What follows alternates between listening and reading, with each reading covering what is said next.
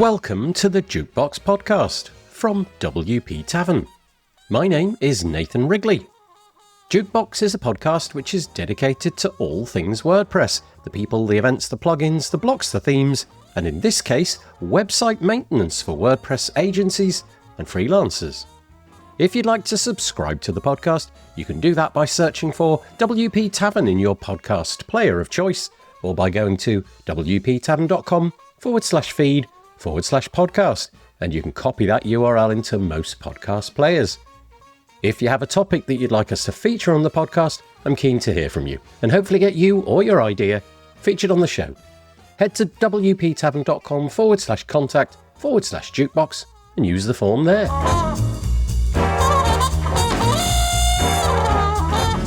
So on the podcast today, we have Reyes Martínez and Héctor de Prada. Reyes has been involved in the WordPress community since 2015, with a background in journalism, digital communications and early stage startups. From 2021 to 2024, she was sponsored by Automatic to contribute full-time to global marketing and communication efforts for the WordPress open source project. She led several initiatives during that time, including the experimental WordPress Media Core. Reyes currently serves as content lead at Modular DS. Héctor has been building websites since he was 12 and has worked with WordPress for nearly a decade, first as a freelancer, then running his own agency. Today, he's one of the co-founders of Modular DS. He co-organises the WordPress meetup in León in Spain and writes a Spanish newsletter that keeps readers updated with the latest news from the WordPress ecosystem. In this episode, we get into the nitty-gritty of WordPress maintenance, what it takes to effectively manage multiple websites, and why maintenance is such a crucial, if often overlooked, part of running a successful client business. You might think that updating plugins and themes is all there is to it, but Reyes and Héctor explained that there's much more involved: performing regular backups, monitoring uptime and performance, checking for security vulnerabilities, database cleanups, and ensuring essential features like contact forms continue working as expected. We discuss best practices for educating clients, how to position ongoing maintenance as an investment rather than a cost, and solutions which can help automate and streamline these essential tasks. We also chat about how the maintenance landscape is changing, with upcoming legal requirements around accessibility and privacy, and the emerging business opportunities for professionals specialising solely in website care. If you're a freelancer or agency owner looking to scale up your business, perhaps you offer care plans to clients or are considering adding maintenance plans to your service, this episode is for you. If you're interested in finding out more, you can find all of the links in the show notes by heading to wptavern.com/podcast, where you'll find all the other episodes as well. And so, without further delay, I bring you Reyes Martínez and Héctor de Prada.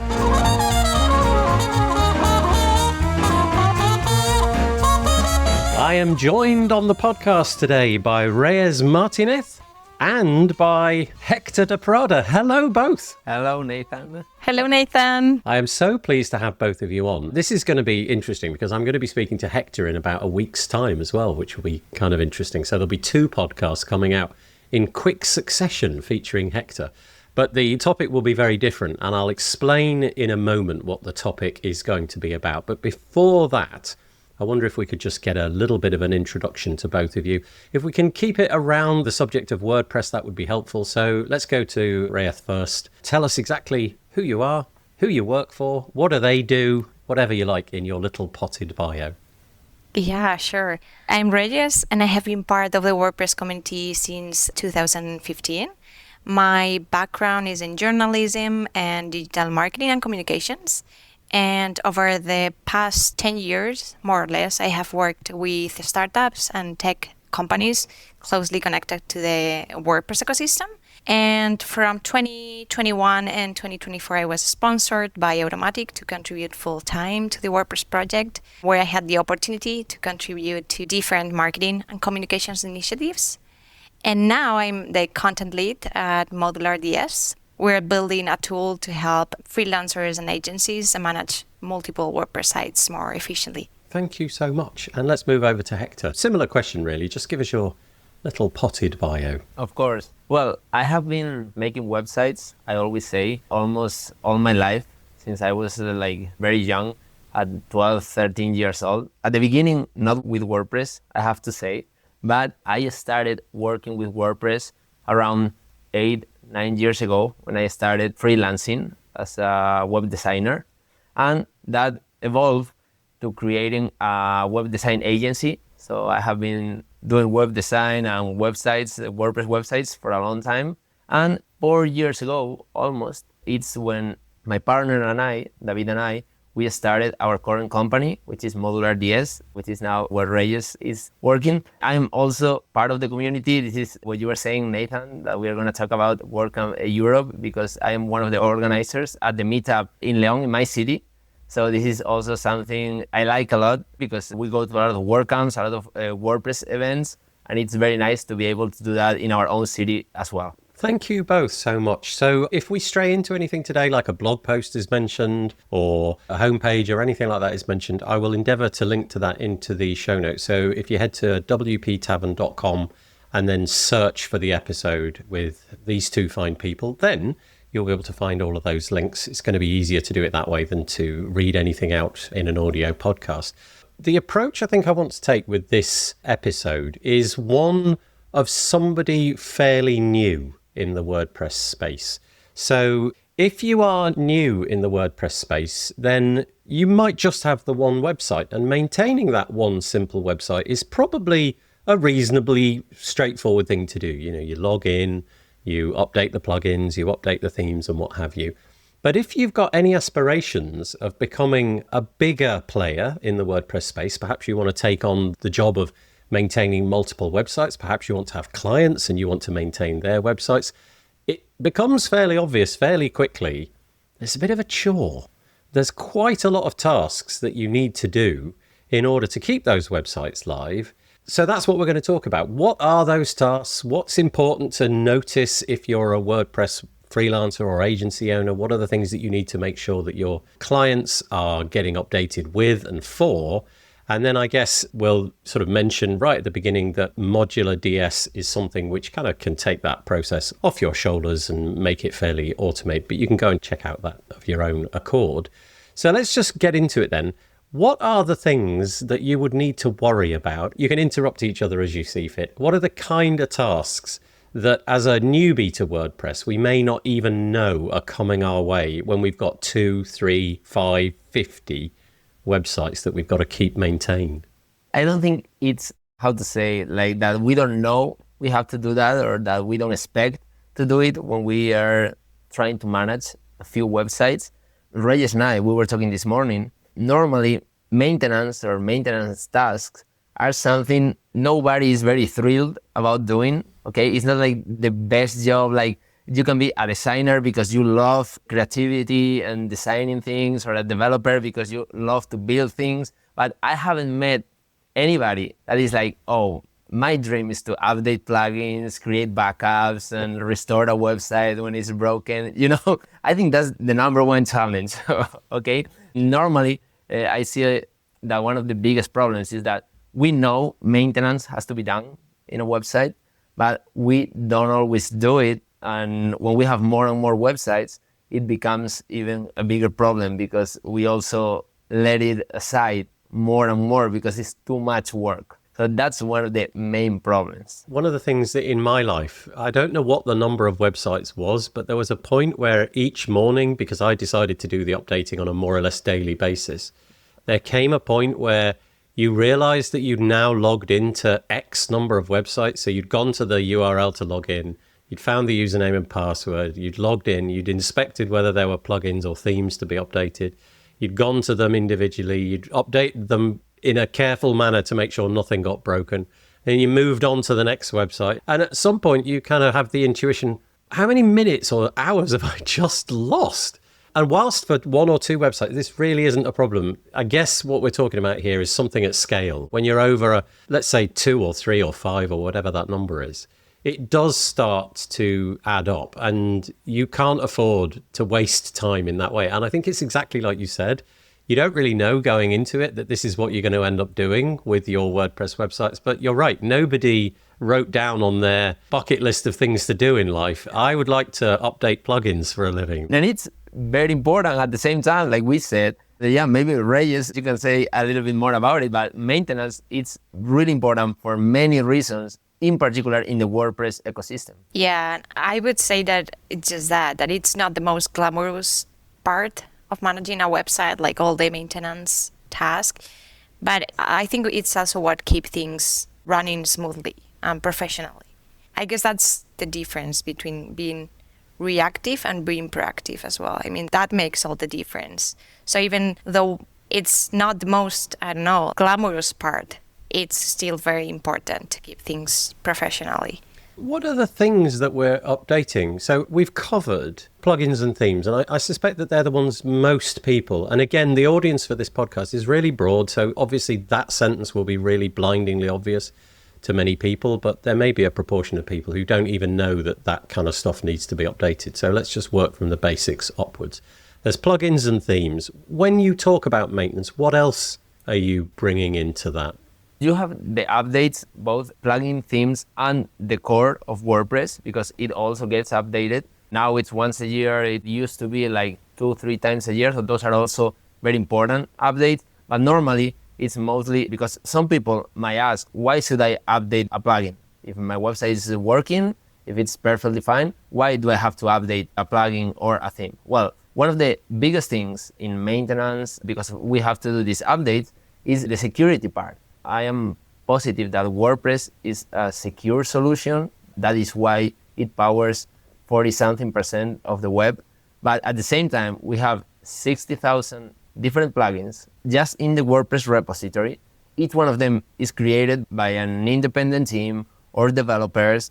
And even when everybody tries to create the best possible plugin, a secure plugin and everything, there is human error, of course, and there is always people, since WordPress is so popular, trying to find vulnerabilities to attack these kind of plugins or themes. So many times, the most important updates are security updates to avoid that you have an older version of a plugin or a theme that maybe got exposed and somebody found a vulnerability and your website might get hacked because you didn't do the updates. So even if your website is functioning perfectly, you should still do those updates. And this is something, for example, a lot of end clients, they normally don't understand when you run an agency and stuff because they don't see the point of doing this.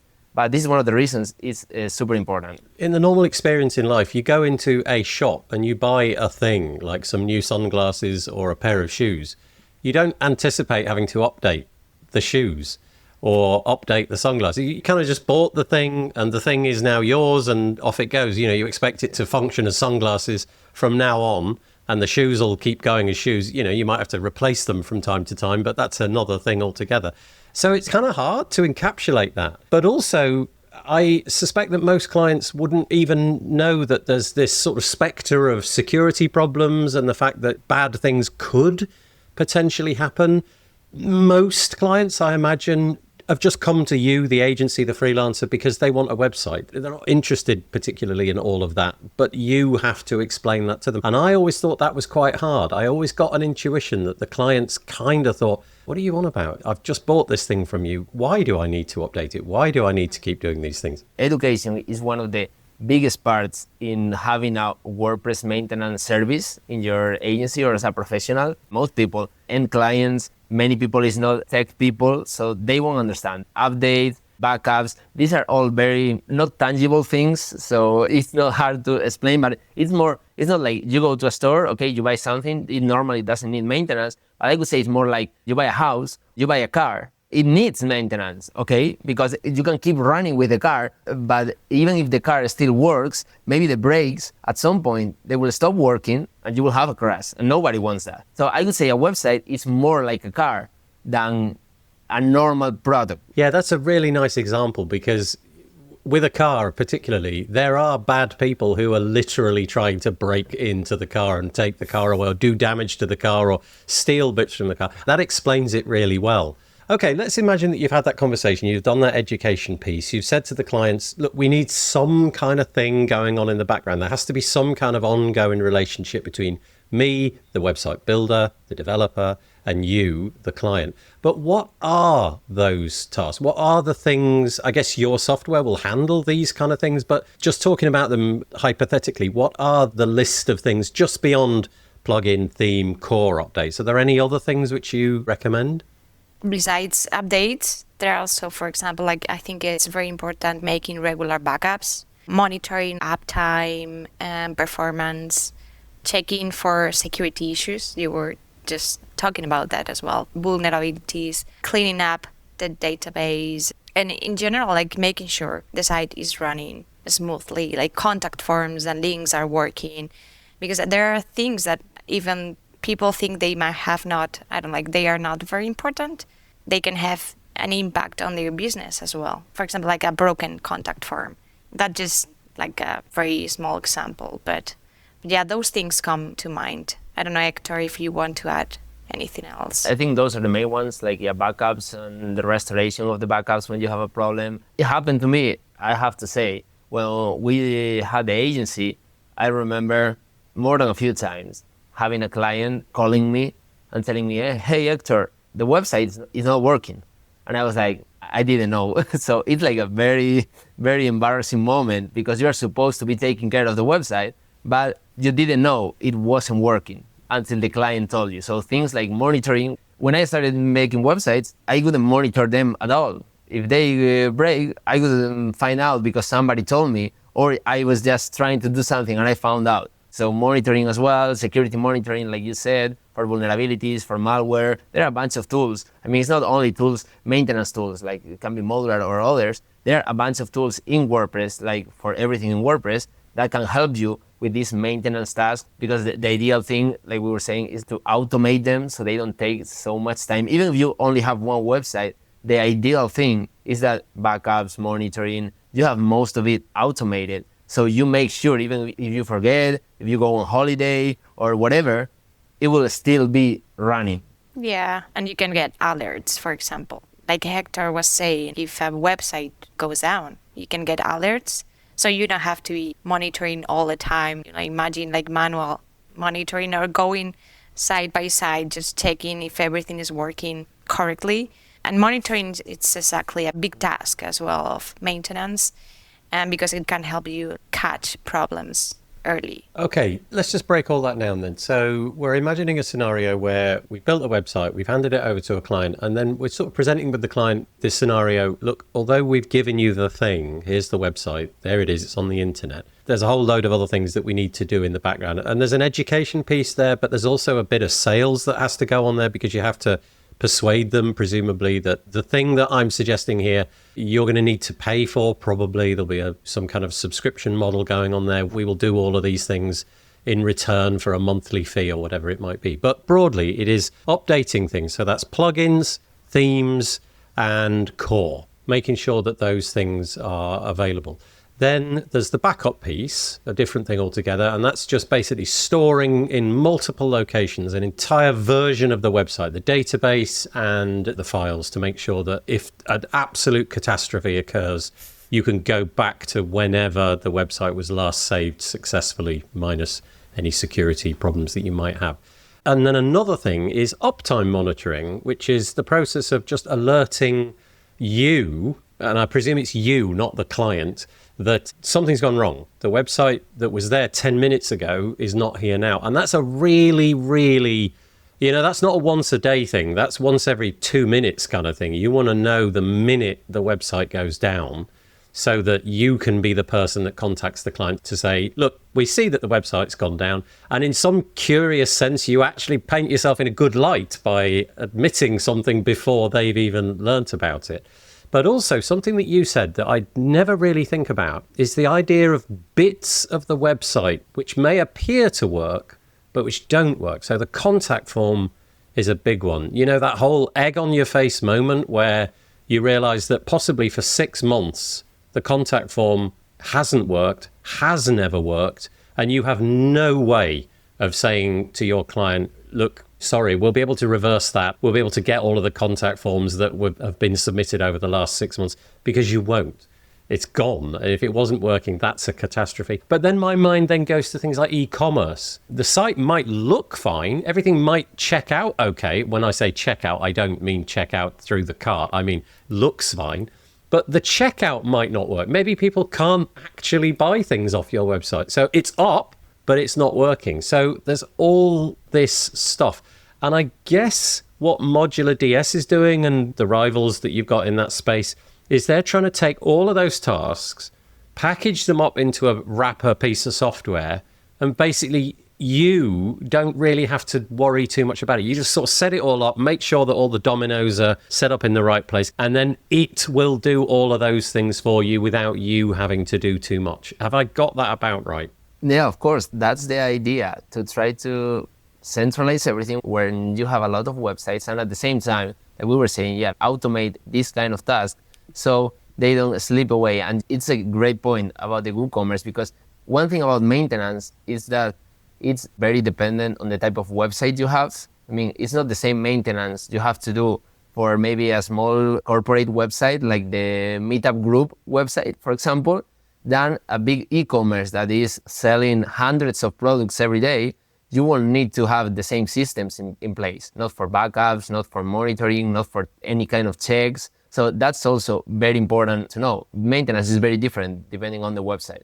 So in the case of this whole idea of being able to do this for your client, I'm guessing your position would be that this is something that you can in fact sell to your clients on a regular basis. It's not like you built the site back in 2024 and you've charged a fee for it and then that's the end of that. This is more of a, you charged a fee to build the website, and now we have this kind of, I think the term which I hear used a lot is like care plan or something like that. Some kind of process of, on a monthly basis, annual basis, whatever it might be, you offer these different things in return for a subscription fee, and therefore kind of have recurring revenue. And in many cases, that recurring revenue might not need a lot of work. You know, fingers crossed, if everything works out okay and WordPress updates itself correctly and the plugins all work out and there are no security vulnerabilities, you might have days, weeks, entire months go by where your revenue is really not that difficult to manage.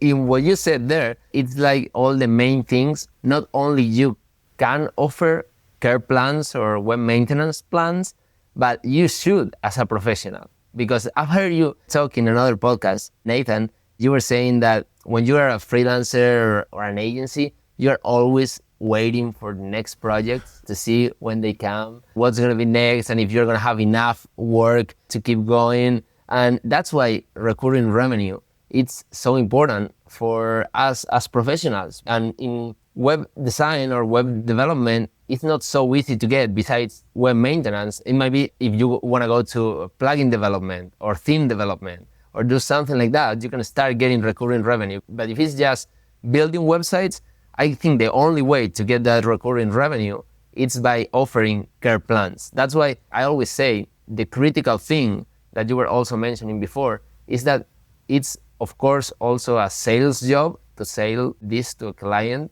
but I don't think it has to be once the website is generated and you try to tell the client, okay, we did the website, it's looking good, it's working, and now we're going to do maintenance on the website and you have to pay this or that. I think it has to go way before that. When we were an agency, what worked really good for us, so I always give this advice because it really worked for us, is that we used to talk about maintenance with the clients before we started the website project. If somebody would came to us saying, okay, we want a new website design for our company, we would be always in our proposal, it would be, okay, we're going to design the website, we're going to do the development of the website, and then after that, we are going to care for the website. So we are going to do a maintenance on the website because this is very important. We are not going to just leave you there with your website out in the open, like you don't really know how it works, but we are going to be there with you. And this was like a massive change for us because when we were selling it this way,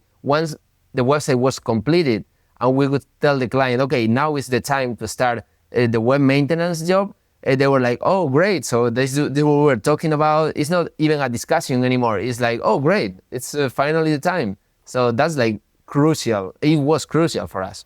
Yeah, I think when people do get recurring revenue into their business, especially around maintenance, it does feel like, why didn't I do this before? Because it really is kind of, I hate to use the phrase, you are kind of leaving money on the table a little bit. I wonder what both of you have in your head around the way to pitch that product, because I went through lots of different ways of doing it. Some of them I'm not that proud of. So, for example, in some cases, I would emphasize the problems that could happen. You know, your website could go down. The internet can be a bit of a dark place. There's hackers out there. And in the end, it felt a bit like I'm trying to scare you into giving me this maintenance deal. But then on the other hand, there was the sort of more positive way of doing it. You know, we'll make sure that your website is always up, and just different ways. I wonder how both of you tackle that. Do you have a particular kind of language? Do you have like a brochure or a booklet that you pass on to somebody which outlines it all?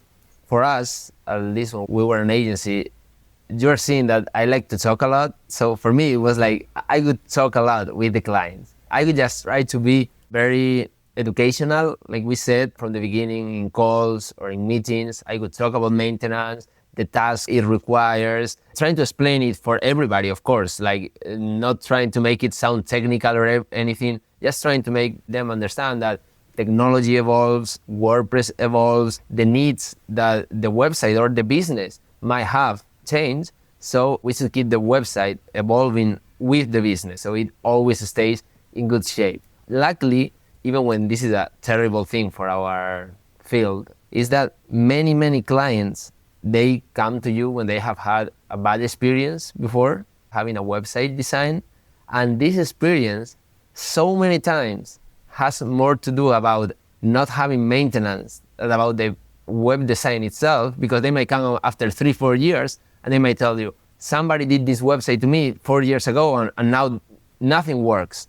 And it's like, okay, when they did the website, everything worked. What happened? Nobody looked at the website for 4 years, so now nothing is working, which is understandable. So that also helps you a lot to make them understand that you don't want that to happen again. I think it's also important to maybe reframe things, or just showing clients that that's part of, that you care about their success over time. So it's not just about launching their site. I don't know, sometimes I like to think about maintenance as insurance. You hope you don't need it, but if something goes wrong, you'll be glad to have it. So I think it's the same, like if you have someone who is taking care of your website to make sure it's healthy, that it's performant, that everything is running smoothly, I think you are investing in its long-term success as well.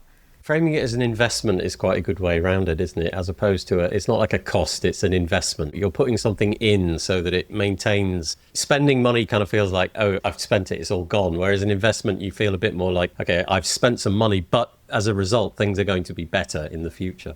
You both said it. Reyes, you said right now that it's kind of an insurance also if something bad happens, because when something really bad, like the website crashes or gets hacked, or whatever, because it can always happen, at some point, everybody will be glad to have a professional taking care of things. Because another way to frame this, and you were saying that before, Nathan, is that I've seen many professionals that they are like, okay, so the client doesn't want to pay for maintenance, so I'm just gonna wait until they have a huge problem that will come sooner or later. When they come without the maintenance deal, I'm gonna charge them a bunch, and then they will be glad they get the maintenance package and they will start paying for that. I'm not saying I recommend that, I haven't done that, but I've seen so many people do that at the same time. Yeah, I think describing it as insurance is quite interesting. The curious thing about insurance is how to describe it. At some point, you might begin to resent paying the insurance if you never have an accident or nothing is ever stolen. So one of the things that I often got with the care plans was this whole thing of years would go by, I would do my job well, so nothing ever happened. And so after 24 months of nothing ever happening, the client would turn around and say, what am I actually spending the money on? And then it occurred to me, okay, maybe there should have been some process of telling you what I was doing each month, some kind of report or something to give to the client to say, look, literally things are happening. It's not like we've gone away with your monthly subscription and done nothing. So I wondered if you had any thoughts around those. You know, those clients who think, nothing's happening. Why am I spending this each month in order for apparently nothing to happen? It's just a black hole. That's actually one of the hardest parts as well, like showing all the work that professionals are like us are doing in the background. That work that it's not so visible as well, and how to communicate the value of all that work. So I think there are many different ways to communicate that value. But for example, like reports are pretty common, showing not just tasks, but all you have been monitoring and performance data, updates, and just again, like educating on how all the work done have an impact on their business.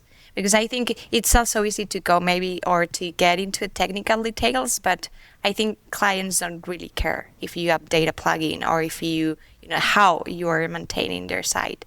I think they care that their website is secure, fast, and is working, and is always working.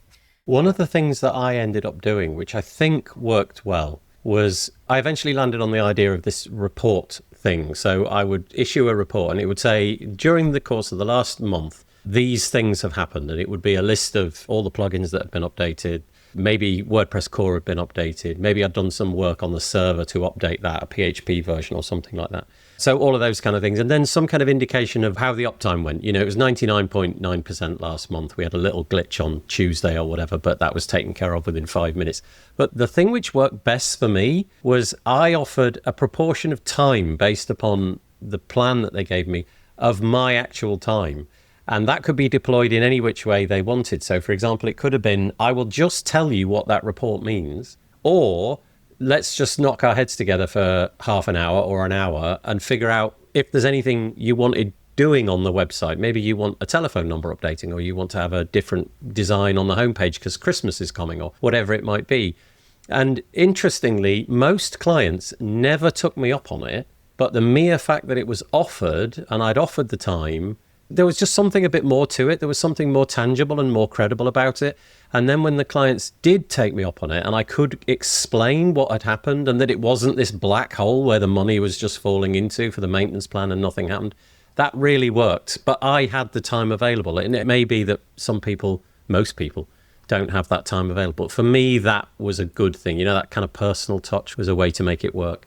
Also, another thing that is very important to show, for example, in client reports, and it's not so obvious, it's because it's not a job you are doing, it's some stats about how the website is working for their business. Because 99% of the time, a website comes from a business that needs an online presence. So it's very important for them to know how this is performing or how this is helping the business. And I've found this hundreds of times that people have a website and they don't know if somebody's visiting the website, if you can find it on Google. They don't know anything about the website. They are just like, yeah, I have a website there, but I don't really know what's happening with it. So I think adding things like, I don't know, like Google Analytics or any other analytics or Search Console results, so you know if somebody's coming from Google or where is people coming, or if you have an international website, from which countries is people coming, things like that. I think is like very valuable for the end client, for the business,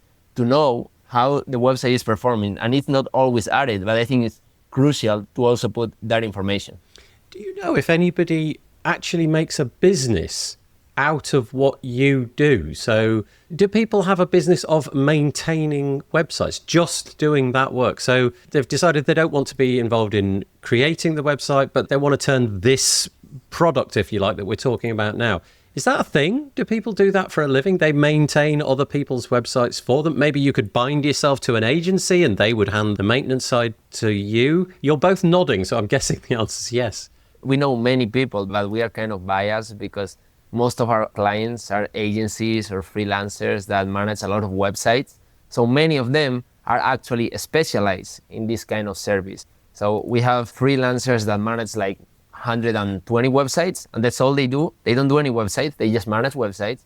And then we have agencies that they are like fully specialized in web maintenance, web carrying, and maybe if you have an urgency in your site because it's broken or something, they can help you with that also. But they don't design websites or create new websites. So I think yes, and one example I always say is that at least in Spain, if you search in Google for WordPress maintenance, there are so many paid results. So that means it's a profitable business. Okay, there is a lot of competence of people trying to get leads out of those keywords. I would imagine in most countries it could be the same. So yeah, definitely. I think it's possible. I see it every day. So yeah, 100%. That's kind of interesting because it may be that you just want to take a break from actually building websites, and this might be an interesting way to pivot, especially if you've got your foot in the door with a bunch of agencies and you know people that could supply you that work and they don't wish to be involved in that. That's curious. You can automate much more stuff than in a web design process or web development. In maintenance, like we were saying, with tools like Modular or other tools, you can automate most of the maintenance tasks. So many times, like one person can manage like 120 websites. Imagine how long it would take to build 120 websites. It's almost impossible. You could say, I don't know, like 5 years, 7 years, but you can maintain every week or every month 120 websites by yourselves just with the tools that are available. So that's a really big difference. Does this maintenance landscape change? Because I'm just curious, the web industry changes all the time, but broadly, plugins and theme updates, that's been around since WordPress got plugins and themes. Hosting and backups, again, similar. But there have been developments in the more recent past where I'm thinking, okay, you could definitely push that into the maintenance idea. So things that come to mind are, optimization, core web vitals scores, maybe something like that could leak in. And the one at the minute, which I think would be really interesting, and again, maybe it's a thing already, is accessibility. Some kind of report about, okay, it looks like these pages need a particular bit of attention or something's gone wrong here from an accessibility point of view. And so really my question there is, does the landscape of maintenance change, or is it broadly fixed with whatever it is now is how it will be in a decade? Now, also with AI, I don't even know what's going to happen in a decade.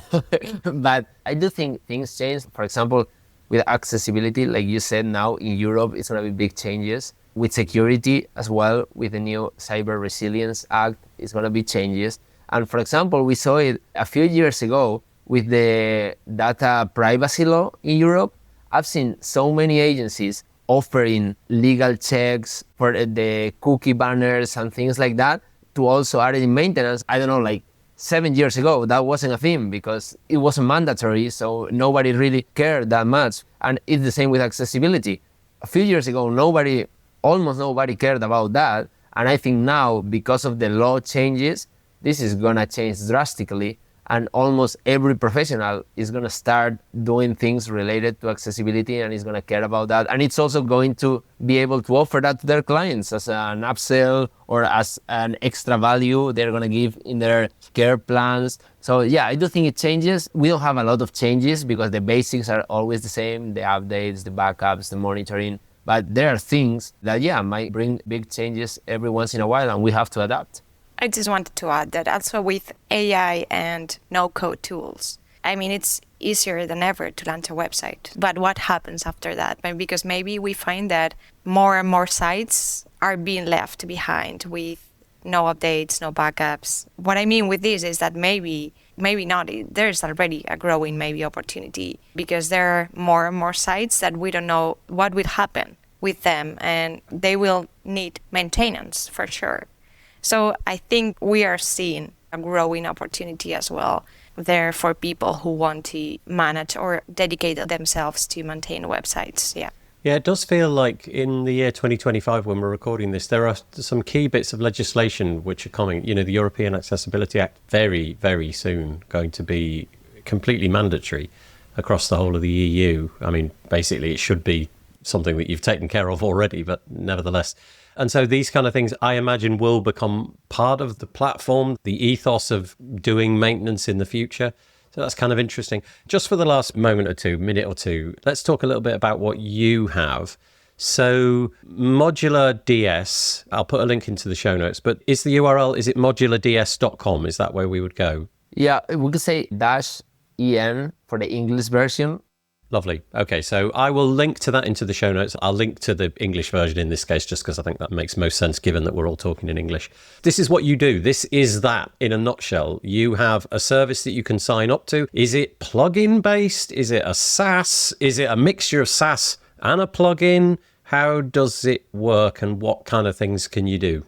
It's kind of a mixture. It's a SaaS outside of WordPress, we are going to say, but it needs a connector plugin to connect your websites to Modular DS. So basically what you do is you connect your different websites, the ones you manage, to Modular, and then from there, you can like centralize most of the maintenance tasks, do updates, for example, in all the sites at the same time. And also you can automate monitoring, vulnerability analysis. You can automate client reports, like the generation of these client reports. It basically tries to help agencies, freelancers to save time, to have a good maintenance business. And also, like we have been saying, to sell the maintenance business to their clients, which we all know is not easy. So that's what we try to do. So if I were somebody looking after my site and a bunch of others, you cater to that market, but also you're catering towards the more agency owner, if you know what I mean, where they've got multiple websites. Is it possible to, white label is often the word I hear surrounding this. Is it possible to sort of make it so that it appears your own? That seems to be something that people really like, but I don't know if you offer that feature. You can white label everything that goes to the client. Let's say client reports, of course, you can white label that, like your agency logo, your agency email to send the reports. Also, you can white label the plugin. So in the WordPress installation, you can change the plugin info so the client doesn't know you're using Modular if you don't want them to know. So yeah, of course, that's important for many professionals. Yeah, you could definitely be checking that out. And obviously, this entire episode really was to provide an education piece around what it is that you might need to do, especially for those people who are new. You may not realize that there's an actual business opportunity here for you, but also that there's a whole cavalcade of different things that you can do. So just to reprise, plugin theme, updates, plus uptime monitoring, backups, client reports. There's a whole laundry list of things in there. Yeah, I think that's everything I wanted to ask. So if that's the case, I will say, Reyes and Héctor, thank you very much for chatting to me today. I really appreciate it. Well, thank you, Nathan. Thank you.